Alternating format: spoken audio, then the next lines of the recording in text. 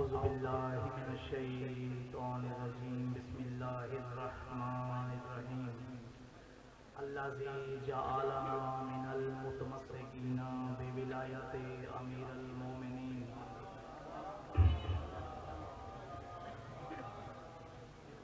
अस्सलातु वस्सलामु अला सय्यदिल अंबियाए वल मुरसलीन वाला आले तय्यबीना ताहिरीनल मासूमीन सुम्मा सलातु वस्सलामु अला ऐनुल्लाह लिसानुल्लाह वजहुल्लाह यदुल्लाह असदुल्लाहुल गालिब अली इब्ने अबी तालिब सलवात।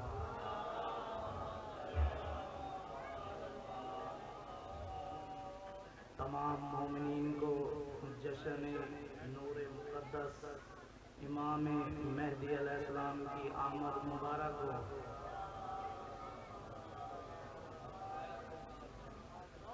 ये वो नूर मुक़द्दस है जिसकी मुंतज़िर पहली ज़ात खुद अल्लाह की है। उसके बाद अल्लाह ने इस नूर मुक़द्दस को आसमान से उतार कर अपनी तौहीद मनवाई कि मैं ग़ैबत में कैसे रहता हूँ।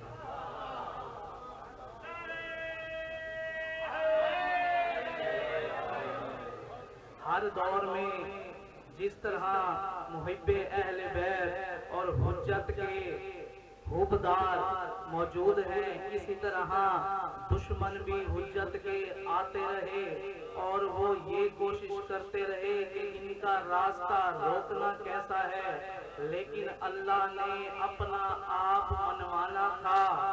बिल्कुल उसी तरह इस नूरे मुक़द्दस को हिफाजत में महफूज रखकर, जैसे फिरौन के दौर में हजरत मूसा को अल्लाह ने, फिरौन ये चाहता था कि मैं मूसा को ना आने दूं, उसको बचपन में ही खत्म कर दूं, लेकिन अल्लाह ने अपना आप मनवाने के लिए उसी के दरबार में उसकी परवरिश करवाई।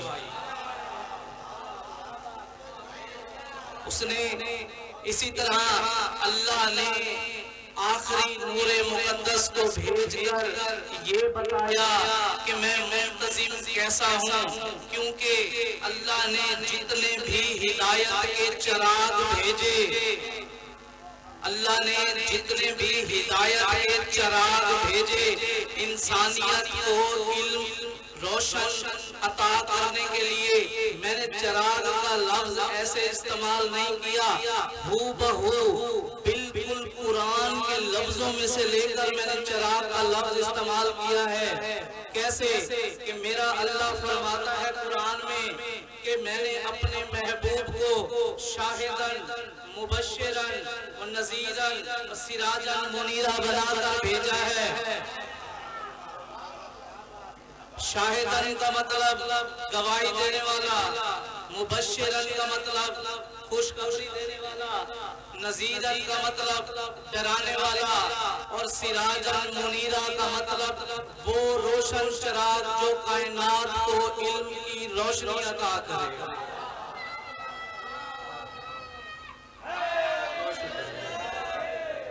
तो अल्लाह ने बिल्कुल, क्योंकि सिराजन मुनीरा इसलिए लफ्ज इस्तेमाल किया मेरे अल्लाह ने कुरान में, अरबी में रोशन के मतलब है मुनव्वर, मुनव्वर में मुनव्वर अरबी में रोशन को कहते हैं। क्यों मदीना मुनव्वरा? अब अल्लाह ने कहा सिराजन मुनीरा, मतलब सिराजन मुनीरा से मुराद है ही रोशन चिराग, जो किसी से रोशनी लेता नहीं है, वो खुद रोशन है। तो अल्लाह ने अपने 14 रोशनी के चिराग उतारे और हर चिराग को हिदायत बनाकर भेजा। अल्लाह ने कहा जो इंसान इल्म की हिदायत लेना चाहता है वो मौला अली के पास आए, जो इंसान हुसन की हिदायत लेना चाहता है वो मौला हसन के पास आए, और जो सजदों की हिदायत लेना चाहता है वो इमामुल साजिदीन के पास आए। तो जितने भी चिराग अल्लाह ने भेजे इन सब को रोकने के लिए दुश्मन अहले बैत हर दौर में कोशिश करते रहे। फिर मेरे अल्लाह ने कुरान में फरमाया क्या कि कुछ सूरह सफ की आयत नंबर 8 है कि कुछ लोग मेरे नूर को अपने मुंहों से बुझाना चाहते हैं, कुछ लोग मेरे नूर को अपने मुंहों से बुझाना चाहते हैं, मगर मैं अपना नूर मुकम्मल करके ही रहूंगा। जितने भी नूर आए किसी को जहर दे दिए, किसी को तीर मार दिए गए, लेकिन जब आखिरी नूर मुकद्दस आया अल्लाह ने उस पर तौहीद का फानूस रख दिया कि अब ना कोई इसको जहर दे सकेगा, ना कोई इसको तीर मार सकेगा, क्योंकि इसकी हिफाजत ही खुद खुदा करेगा। इकबाल ने ऐसे नहीं कहा, इकबाल ने क्या कहा कि फानूस बन के जिसकी हिफाजत हवा करे, फानूस बन के जिसकी हिफाजत हवा करे, वो शम्मा क्या बुझे जिसे रोशन खुदा करे। बहुत शुक्रिया। तो अल्लाह ने जब आखिरी नूरे मुकद्दस को इस दुनिया में भेजा तो उसे गैबत के पर्दे में भेजा। रिवायत में दो रिवायत मिलती हैं। एक रिवायत मेरे मौला आने की कि भाई जब 11वें इमाम मौला अस्करी अलैहिस्सलाम इस दुनिया से रुखसत हो रहे थे तो उनके जनाजे के वक्त मौला की आमद हुई। दूसरी रिवायत ये है कि मौला 3 साल से आ चुके थे, मगर 11वें इमाम अस्करी अलैहिस्सलाम ने उसे पोशीदा ही ऐसे रखा कि ना उसके वजूद को जाहिर होने दिया और ना उसकी जात को जाहिर होने दिया, क्योंकि वो जमाना जो था जुल्म का जमाना था। जब वहां के हुक्मरान को ये पता चला, उसने एक कनीज जो कि हजरत इमाम अस्करी के घर एक कनीज थी, उसके जरिए जासूसी करवा के ये पता लगाया कि 12वीं की आमद हो गई है या नहीं हुई। जब उस कनीज ने जासूसी करके बताया कि 12वीं की आमद हो गई है तो उसने अपने सिपाही भेजे और कहा कि मौला अस्करी को कहो कि तुम्हारे घर तुम्हारे बेटे की आमद हुई है। तो तमाम लोग खुश हैं और वो खुशी हम भी मनाना चाहते हैं और उसे मेरे दरबार में ले आओ, हम भी देखना चाहते हैं कि 12वां आका कैसा है। तो सिपाही पहुंच गई मौला अस्करी के घर, तो उन्होंने पैगाम दिया बादशाह का। तो वहां एक नौकर जो सिर्फ मुफ्तिस ही 12वें आका के लिए था, उसका नाम था अली। मौला अस्करी ने कहा कि अली 12वें को लेकर आओ। जब आप हुजरे में गए तो वहां पे जब उनके चेहरे को देखा तो उनका चेहरा इतना रोशन था कि वो देख ही ना सके, उनकी आंखें बर्दाश्त ही ना कर सकी और हुजरे में हर तरफ नूर ही नूर था। मौला के चेहरे पे जो एक तिल था वो उसका नूर ऐसे जाहिर हो रहा था जैसे चांद नजर आ रहा हो। उस नौकर ने मौला को अपने हाथों पर उठाया और लेकर गए। जब वहां की पहली गली में गए, मगरिब का टाइम था, सूरज गरूब हो चुका था। जब नौकर अली ने 12वें आका को अपने हाथों पे उठाया और गली में पहला कदम रखा तो गली ऐसे मुनव्वर हो गई कि जैसे सूरज अभी तभी हुआ है। तो वहां के रहने वाले जितने भी लोग थे वो दुकानें छोड़कर भाग गए, घरों को छोड़कर छतों पे आ गए कि ये अचानक सूरज गरूब हो चुका था और ये तलू कहां से हो गया। जब उन्होंने देखा कि नौकर अली 12वें को अपने हाथों में लेकर आ रहा है और हर तरफ नूर की रोशनी ही रोशनी है। जब आप दरबार में पहुंचे तो दरबार में जब जब सारे वहां सिपाही मौजूद थे तो सिपाही देखकर एक दफा तमाम दरबार में ऐसे सख्त तारी हो गई कि जैसे उनकी रूहें परवाज कर चुकी हों। तो सिपाही ने बादशाह के कान में कहा कि इसको जल्दी से खत्म करो, नहीं तो लोग जो है बदल जाएंगे। तो बादशाह ने हुक्म दिया अपने सिपाहियों को कि अपनी नायाब तलवारें निकालो और इसको कत्ल करो। जैसे ही सिपाहियों ने अपना हाथ तलवार पर रखा, उनके हाथ वहीं साकित हो गए, तलवार नहीं निकली। तो बादशाह ने कहा कि अब वो तलवार लेकर आओ जो मैंने अपने खजाने में रखी हुई है। इस पर जादू असर कर गया है, क्योंकि इसका जो बाप था 11वां इमाम हसन अस्करी, वो भी जादूगर था और ये उसका बेटा है, ये भी जादूगर है। वो तलवार लेकर आओ जिस पे कभी कोई जादू असर नहीं करता। तो सिपाही खजाने से वो तलवार लेकर आए और बादशाह को पेश की। तो बादशाह ने जब उस तलवार पर हाथ रखा तो उसका हाथ वहीं रुक गया, तलवार नयाम से बाहर ही नहीं आई। ये मेरे 2 मिनट बस ये मेरे मौला की आने की पहला मौजदा था कि वहाँ पे हर चीज साकित हो गई। तो बादशाह ने कहा कि इंसानों का तो यहाँ बस नहीं चलता, लिहाजा मेरे पास 3 शेर मौजूद हैं, उनको ले आओ और इस पर भगाओ और इसको वो खा जाएंगे। वो दरिंदे हैं, जानवरों पे क्या जादू असर करेगा।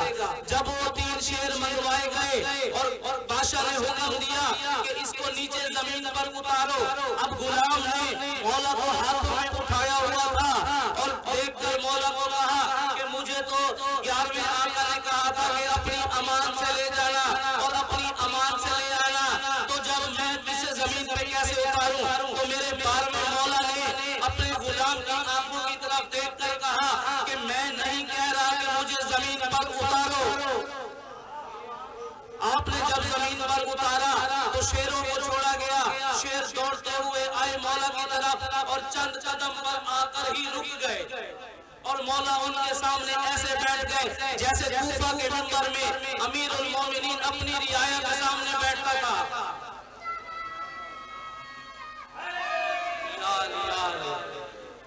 तो शेरों ने आकर चंद कदम पर रुककर पहला काम ही क्या किया कि अपनी पेशानी को जमीन पर रगड़कर कहा कि उनमें 3 शेरों में 2 शेर जवान थे और 1 शेर बूढ़ा था।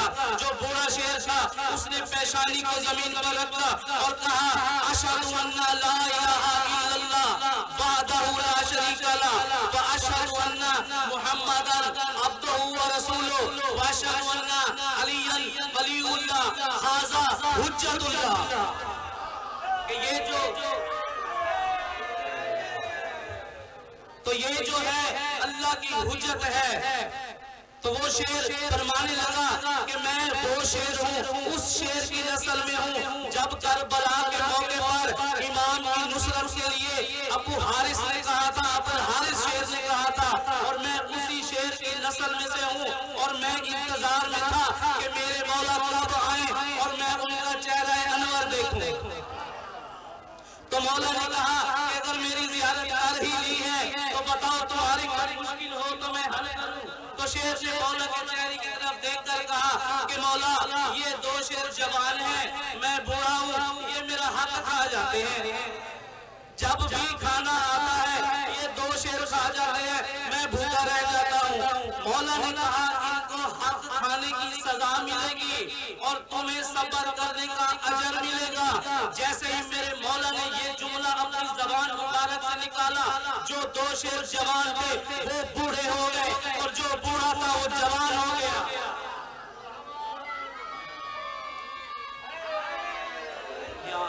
ये है मेरे मौला के करामात। सलवात पढ़ें। माशाअल्लाह। नारे तकबीर, नारे रिसालत, नारे है।